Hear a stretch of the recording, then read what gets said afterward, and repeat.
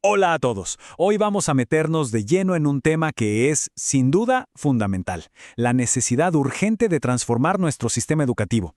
La idea es dejar atrás ese viejo modelo basado en la obediencia para, en su lugar, construir uno que de verdad cultive el pensamiento crítico. Es una de las conversaciones más importantes que podemos tener hoy. Y para empezar, creo que esta cita de John Dewey nos pone en el estado mental correcto. La educación no es solo algo que hacemos para prepararnos para el futuro. No, es un proceso vivo, activo, que está definiendo nuestro presente, aquí ahora.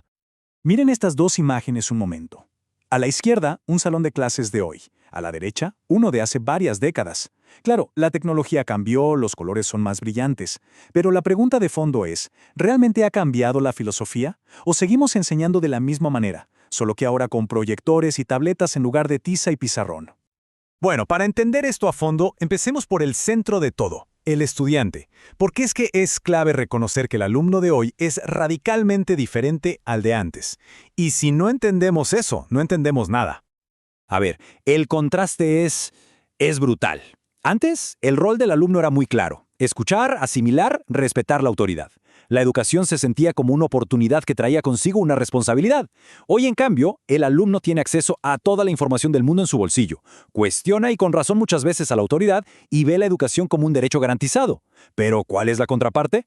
Pues que a menudo le cuesta un mundo concentrarse más de 5 minutos seguidos.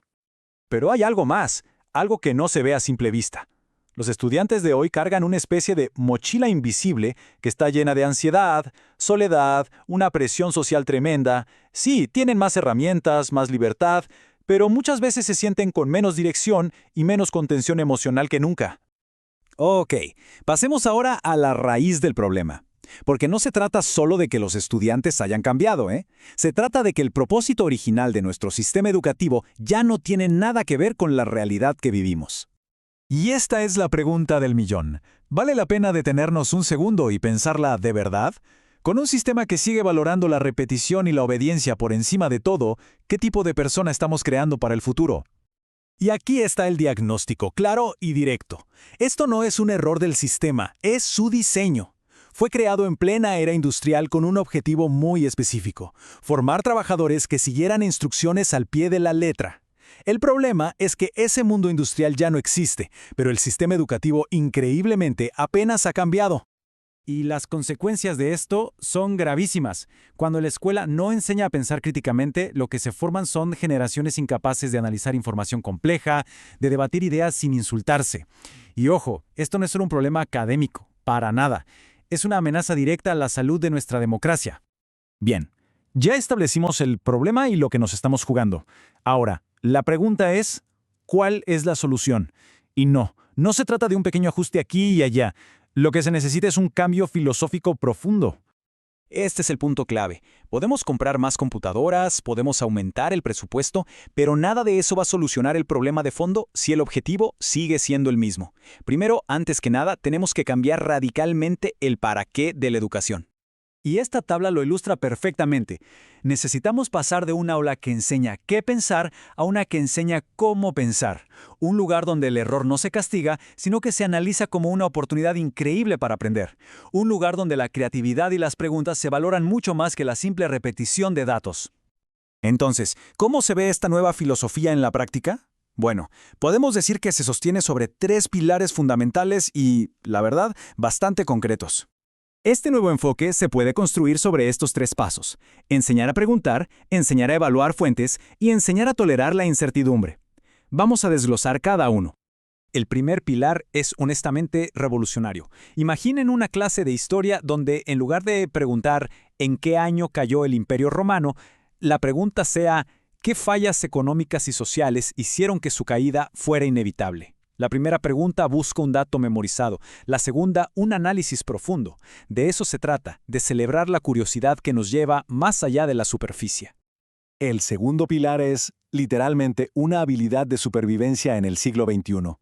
Hoy en día, tener acceso a la información es lo de menos. La verdadera clave es saber evaluarla. Esto significa, por ejemplo, darle a los estudiantes 2 noticias sobre un mismo evento, pero de fuentes opuestas, y pedirles que identifiquen el lenguaje sesgado, los datos que se omiten, la intención de cada autor. Esto es tan fundamental como aprender a leer. Y llegamos al tercer pilar, que quizás sea el más retador. El mundo real no es blanco y negro, está lleno de grises. La educación tiene que reflejar esa ambigüedad. Por ejemplo, al debatir sobre el cambio climático, no hay una respuesta simple y única. Hay que enseñar a sopesar opciones complejas y a entender que decir, no sé, necesito más información, no es un fracaso. Todo lo contrario, es el primer paso hacia el verdadero conocimiento. Esta caricatura lo resume todo con un toque de humor, ¿no? Tenemos todas las herramientas, toda la tecnología del mundo a nuestro alcance, pero la herramienta más importante, la que de verdad necesitamos enseñar a usar, sigue siendo la misma de siempre. Y aquí nos topamos con el mayor obstáculo. El pensamiento crítico es lento, necesita calma, requiere concentración. Pero todo en nuestra cultura digital, desde los videos cortos hasta las redes sociales, nos entrena para exactamente lo contrario. La reacción inmediata, la atención fragmentada. La escuela tiene que ser el contrapeso a esa cultura. Y todo esto al final nos lleva a una decisión fundamental. Una elección que no solo define nuestras escuelas, sino que define nuestro futuro como sociedad.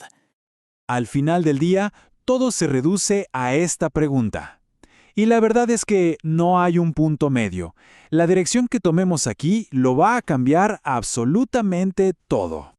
Porque, dependiendo de lo que respondamos, vamos a diseñar un plan de estudios, vamos a evaluar a los estudiantes y vamos a formar a los docentes de maneras completamente opuestas. Es la decisión fundacional de la que parte todo lo demás.